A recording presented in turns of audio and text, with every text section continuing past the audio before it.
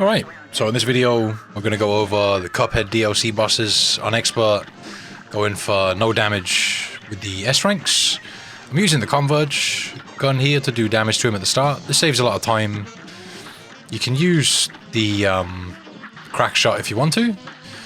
That gun is pretty good because it just kind of tracks whatever you're aiming at, but if you're trying to save time, the Converge really is the best way to go. You can shoot stuff across the stage. And the only downside to it is you've got to stand still to shoot it and use the lock-on to narrow the spreads. Will do a lot of damage to the spider. Using some of the other guns that do a little bit more damage can be useful, but I like this gun because it sort of spreads through the stage and takes stuff out that's behind it. And it has a decent range. Alright, so there's the spider. I think we got our parries done right there.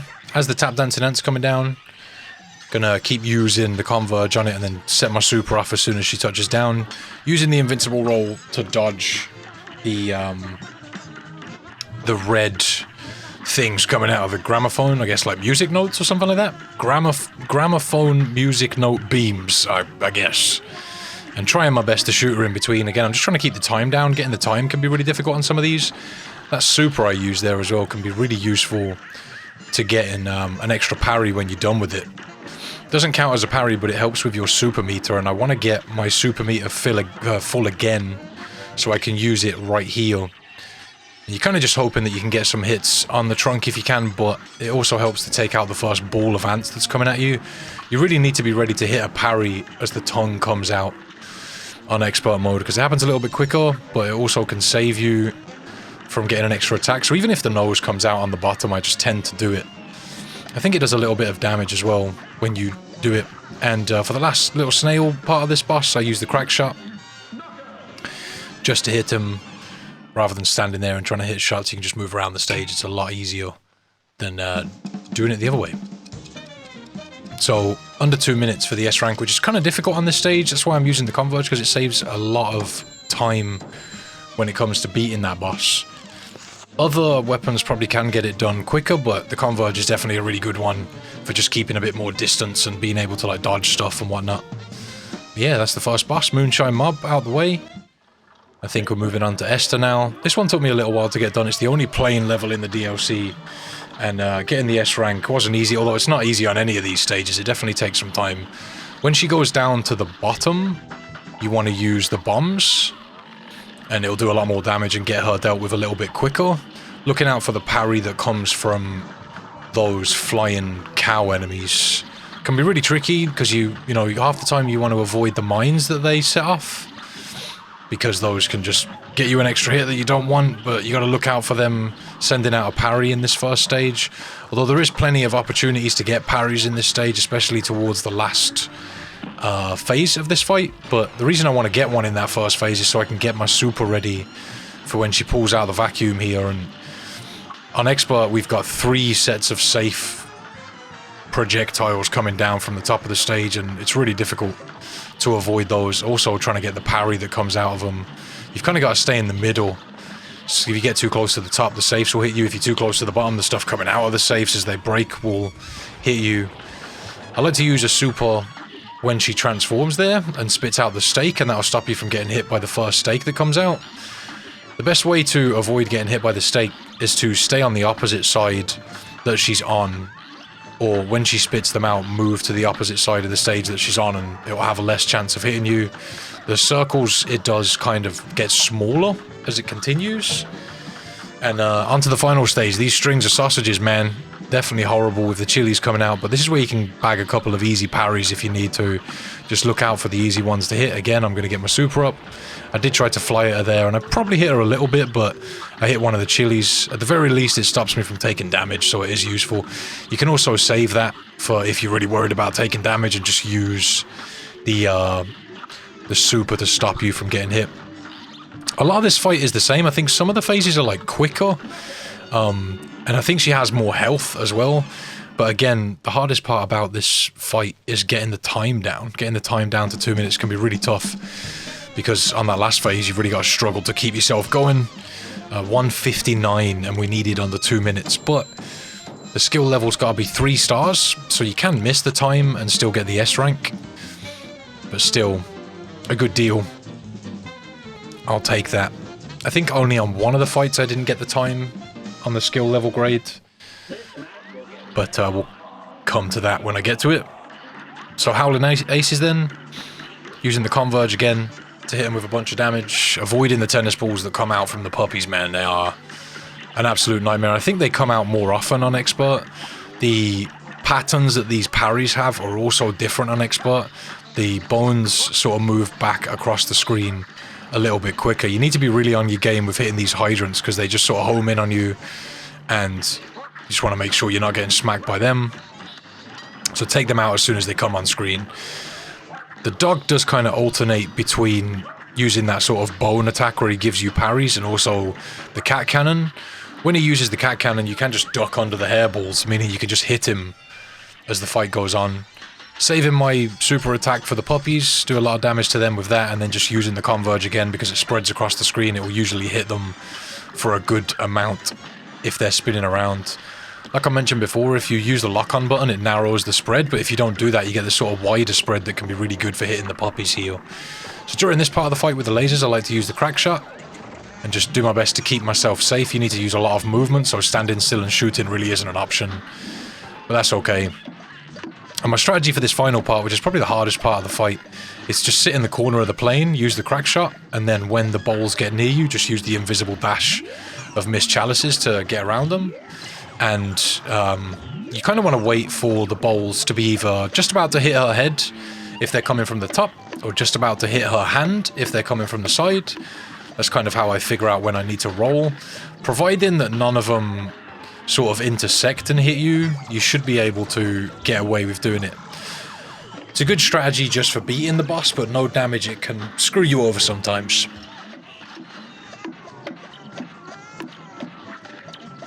So, yeah, it's kind of just random as to where the bowls end up, but there we go. She's done with. There's also another phase to that fight where if you get all the puppies to, like, I think grey on their jetpacks, like their smoke turns to grey on the jetpacks, then you'll get a different phase when you get to the female dog. But there we go. Skill level 3, but you only need 3 out of the 4 to get that S rank, providing you don't get hit. You can take 1 hit as Miss Chalice because you only need to keep your health above 3. If you're using other health buffs, if you're playing as Cuphead or Mugman, it will also count if you just keep it above 3, but I don't want to take any damage at all through these levels, just so I can get a no damage run done, which is very, very difficult to do. On this fight with Mortimer, use the crack shot and shoot it upwards. It will hit him more often if you do that. Sometimes the bullets will miss if you just fire it forwards, but they'll also come down on the icicles that he's shooting out, and you kind of just want to jump to the side of them like that, or just move to the side, and if they come towards you when you're on the side, you can just jump over them. It's kind of the easiest way to deal with them. And if you try and duck and shoot at the icicles, a lot of the time the shots will miss, so you just want to sort of fire them normally or just aim upwards like I am. So hitting as many shots as I can on the snowman. I'm trying to get my super meter filled here before he turns into the fridge, because that's a really good place to hit him with the super, and you also get a free parry there. It doesn't count as a parry for the total at the end, but it does help with the super meter. The hardest part of this part of the fight is getting the parries, because he's got so much going on, firing stuff at you and rolling all over the screen. He's got these blades going on.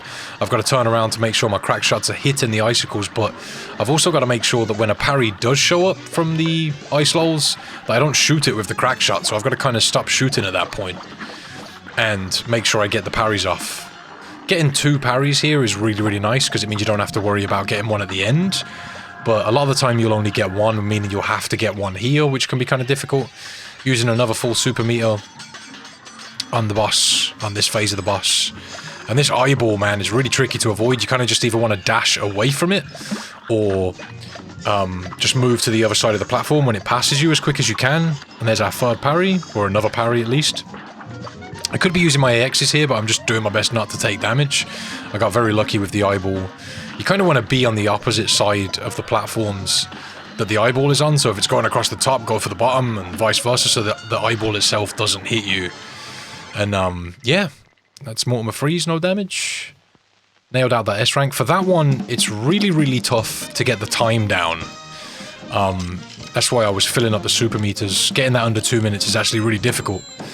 and not taking damage. If you're happy to take damage, it probably wouldn't be as difficult because you could use more powerful weapons, but doing it no damage makes it really, really hard to get the time down on that one. But managed to get it done. 4 out of 4 on the skill level, but obviously we only need 3. So next up we've got Glomstein.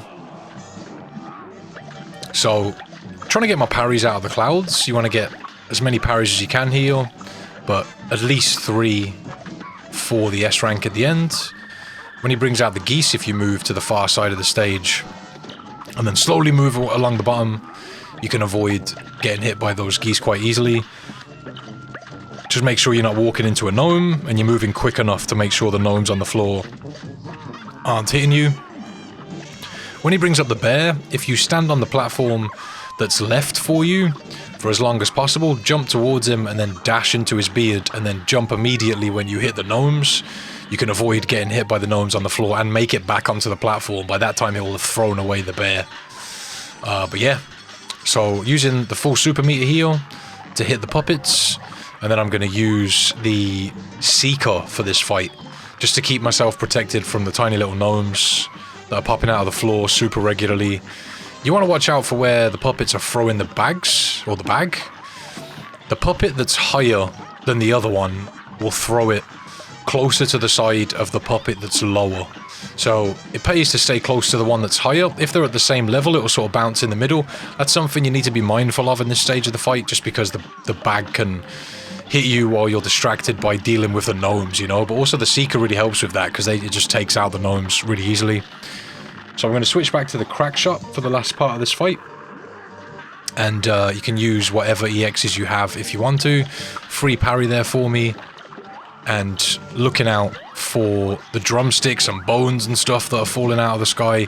You can invisible dash or just dash between the platforms if you want to. And I don't worry about going too high, because I don't think you can take damage from jumping into him. But providing you dash all the time, or invincible roll, you should be fine to avoid getting hit by anything, to be fair. You've just got to make sure that the platform next to you is available to roll to. If it isn't, then you're going to have to jump.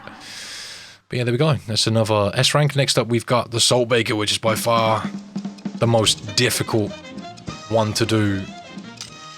There are a couple of extra bosses on this. There's the secret boss and the King's Leap bosses as well, but those don't have a difficulty level, so I didn't include them in this video. But either way, so you don't have to do them to get the achievement anyway, but Salt Baker is by far the hardest boss on this DLC on expert mode. It's very, very, very difficult, even with overpowered weapons. There's so much going across the screen and going on, and he keeps sending stuff in. You got the 2 bits of fire that are in your way that are very annoying. I like to use the Converge to get rid of the cookies, and you can also use the invincible dash to get around the limes a lot of the time. One thing that really did help me with this fight was getting used to using the invincible dash. It's really not an easy mechanic to get used to. I think most people overlook it, to be honest, because it's not something that's really been included in the game before, so doing it can feel a little bit alien. But I've also bound different controls for the dash and the jump, so it allows me to like keep shooting whilst also performing dashes and jumps and stuff. So I have shoot on my B button on my controller, or that circle if you're on PlayStation, and I've got jump on, I think, left trigger, yeah, left trigger, and dash is on right trigger, and also the invincible roll is controlled by the right trigger, so it helps to get those off a little bit quicker when you get used to those controls. And I have my supers on the Y button, so I don't really have to worry about pressing 2 buttons at once when it comes to like jumping and shooting. I can just kind of control that with my triggers and just focus on holding 1 button, and I've only got to press Y to use my supers, which doesn't really happen that often, so it's not really too much of a problem. It's difficult to get used to at first, but it is a lot more intuitive when you do get used to it. So this phase of the fight is absolutely horrible. Ducking under the peppercorns can really help you out a lot, but avoiding them can be really, really difficult, especially as you've got these 2 fires jumping all over the place. Obviously using the crack shot just allows you to focus on not getting hit and just let the lock-on weapon do its job. Takes a little while to get through this part of the fight. I think it's about 50 seconds. The first part is about a minute or so. Yeah, crazy, crazy difficult to get that far. Even the last part can be kind of difficult, but once you get used to it, that's probably the easiest part of the fight. This part with the 2 saw blades can be difficult, and you can get really bad RNG here. That just means you get hit at the beginning. You kind of just want to give yourself space to avoid him when he drops in, and then just keep trying to get underneath him when he's jumping around the screen. And now we've got the final phase, the last part of this boss fight. Hit your parries if you need to, but just keep yourself safe if you're using the crouch shot. Only parry if you really, really need to. Sometimes with Miss Chalice, if you're touching a platform and you go to dash, it won't count the parry, which can be really frustrating in this part of the fight because you're jumping up over onto new platforms all the time. So I tend to only use my parry if I really need to, or if I know it's safe, like if I'm in the middle of the air, nowhere near a platform. That's the only time I'll really use the dash. I needed to get another super in because I only used the full super meter once throughout the rest of that fight. So I finished him off with it. And yeah, there we go. That's all of the bosses and the Cuphead DLC. Expert, S rank, no damage. Very, very difficult to get through. Soul Baker was by far the hardest one. I think Mortimer Freeze was also really difficult for me to get done. But yeah, hopefully you enjoyed that. I've got some other videos for the Cuphead DLC if that's something you want to check out. And that's about it. I'll see you next time.